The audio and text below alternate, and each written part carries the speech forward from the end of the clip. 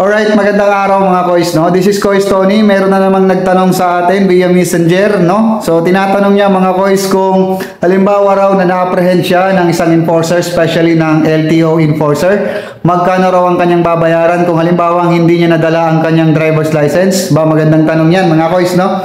So, makinig dyan yung mga mahilig mag-iwan o makaiwan ng kanilang mga lisensya while driving motor vehicle. So, una na dyan mga kois, kayo ay mapapenalize o magmumulta kung halimbawa kayo may lisensya naman at hindi nyo nadala ng 1,000 pesos mga kois, no? Mapasasakyan man o motor, parehas lang yan.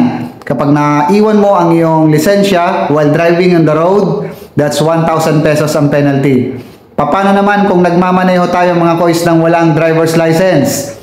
Abay, mahirap yon mga kois, no? Pero magkaiba ang penalty ng wala talagang lisensya doon sa nakaiwan lang or naiwan lang yung lisensya. Kapag wala ka talagang lisensya at nagmaneho ka ng motor vehicle, mapamotor man o sasakyan, 3,000 pesos mga kois.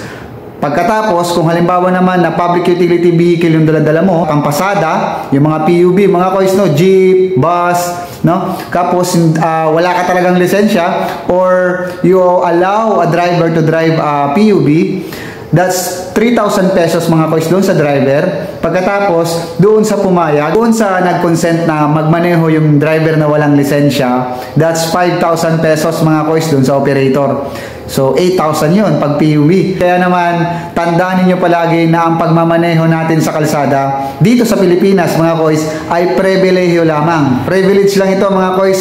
Kaya hindi porket marunong ka magmaneho or magaling kang mag-shifting o kung ano pa mang pagmamaneho ang ginagawa mo, ay pupwede ka na at allowed na magmaneho sa kalsada. So, maaari tayong makadisgrasya kung halimbawa na wala tayong lisensya, ay mapapagastos pa po tayo. Kaya tandaan, kumuha po tayo ng lisensya, mga kois, no? At isa pa nga pala, na reminder ko, para naman kahit paano ay maintindihan ninyo.